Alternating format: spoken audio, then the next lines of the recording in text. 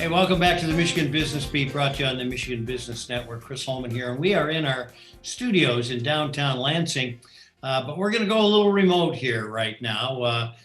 We have with us old friend Stephanie Willis, who's Director of Communications for the Michigan Works Association. Steph, it's always good to have you on. How you doing? I'm great, Chris. How are you? Just Great. surviving. You are probably home celebrating National Mentoring Month, are you not? Why not? January is National Mentoring Month, and its goal is to expand quality mentoring opportunities and connect our community's young people with caring adults. So it's a pretty important thing. So it's something we want to bring to everybody's attention. Yeah, so let's talk about bringing awareness to it. Why is it so important? Well, research shows that mentors play a really powerful role in providing young people with the tools that they need to make responsible choices, attend and engage in school, and reduce or avoid risky behavior.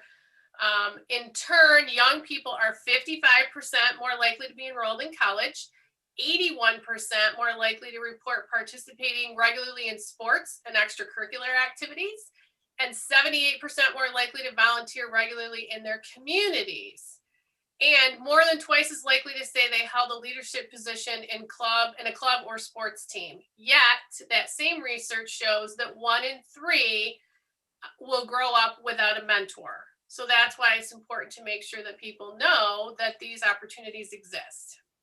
Well, and the mentoring sector we're talking about are really those who need the attention, because one way or another, we're going to pay attention to them somewhere along the line. Now, I know that you're very passionate about mentoring. I am as well. So based on your experience as a mentor, tell me a little bit about that experience. Sure. When I worked at Michigan State, I was actually looking at the alumni magazine, and there was an article about the FAME program. And the FAME program at Michigan State stands for Fostering Academics, Mentoring Excellence.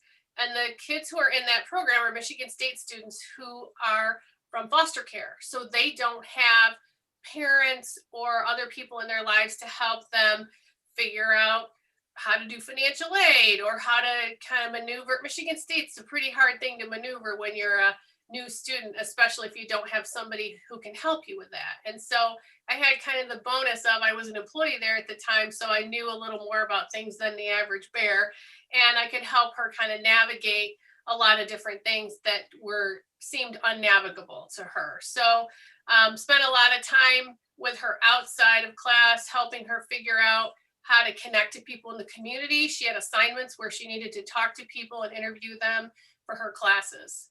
So it was a great experience, and I would recommend it to anybody. Well, per your example, when people think about mentors, they always think about an adult mentoring a youth, but mentoring also very important in the workplace. Yes, businesses are always looking for ways to nurture and retain their best people. The majority of people want to get fulfillment and satisfaction from their work, and so that's where the mentoring comes into place. It's usually an established partnership between colleagues for the purpose of learning and growth. And interestingly enough, 71% of Fortune 500 companies have mentoring programs, and 94% of employees say they would stay at a company longer if they were offered opportunities to learn and grow.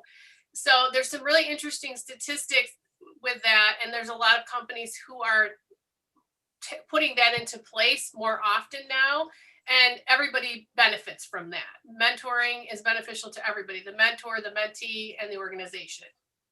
They truly are. You're absolutely right. Now, how is Michigan Works? How are you guys involved in mentoring?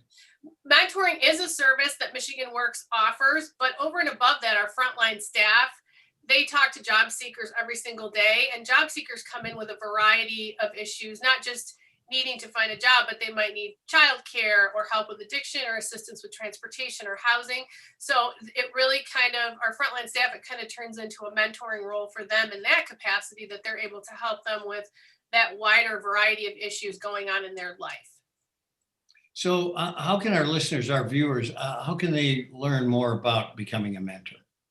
Well, the Michigan Community Service Commission and Mentor Michigan support more than 250 mentoring organizations across the state. And if you're interested in becoming a mentor, I would encourage you to visit the National Mentor website at mentoring.org. All right. So then further, how do they get more information on you guys, on the association? That's pretty easy. You can just go to the Michigan Works Association website at michiganworks.org. Well, that is easy, and it is a great first step. And I will tell you, for someone who has done mentoring myself, you and I share this feeling. It's as rewarding for the mentor as it is for the mentee. Yes, I agree. I think it's even more rewarding for the mentor. I know I learned a lot more. Stephanie Willis, thanks so much for joining us, Communications Director for the Michigan Works Association. Thanks for all that you guys do. Thanks so much, Chris. All right, we'll be right back. I'm Chris Holman. You're watching the Michigan Business Beat on the Michigan Business Network.